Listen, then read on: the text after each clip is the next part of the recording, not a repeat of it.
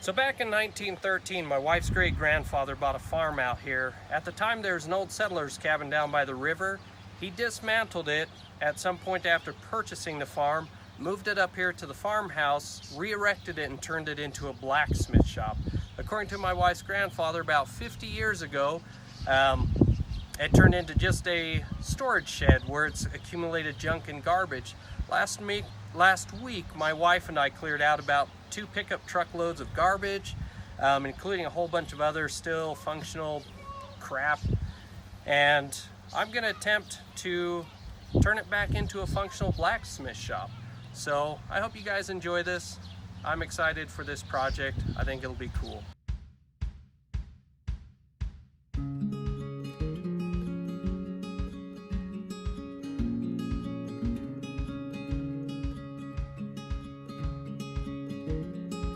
Does it still work? Oh, cool.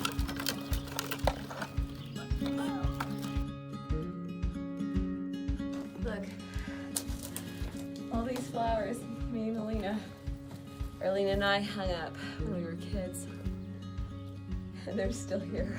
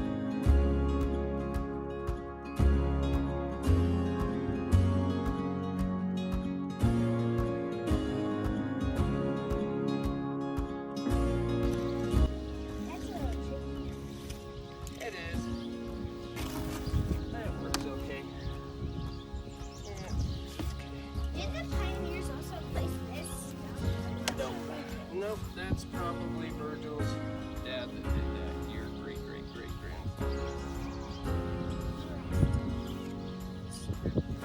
Alright, here you go. Start filling in this gap. Let's work quick before it starts sitting up in the bucket. Here, I'm going to squeeze some in. I want you to make it look pretty. Enjoying yourself, Grandpa? Yeah. I'll be in the shade Watching my husband work. when the sprinkler's running.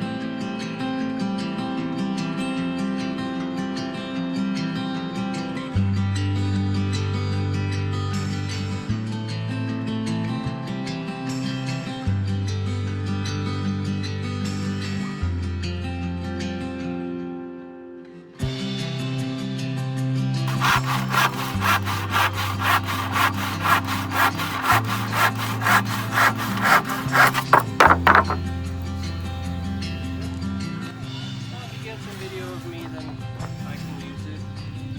I'm also getting video of the kids too. Lana's behind the wheel of the ATV.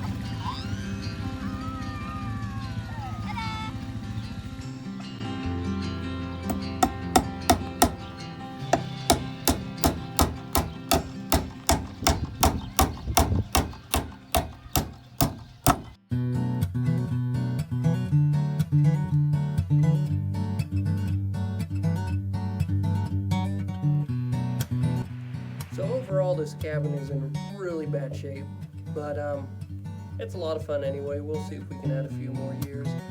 So when my wife's great-grandfather brought it up here, he used a lot of split wood to fill in the gaps prior to chinking, and so I'm doing the same thing, real easy. Get a round piece of wood, split it 6 to 8 times, depending on how big it is, or sorry, 6 to 8 pieces, and then just fit the wedge into the gap, nail it in place, and chink on the outside.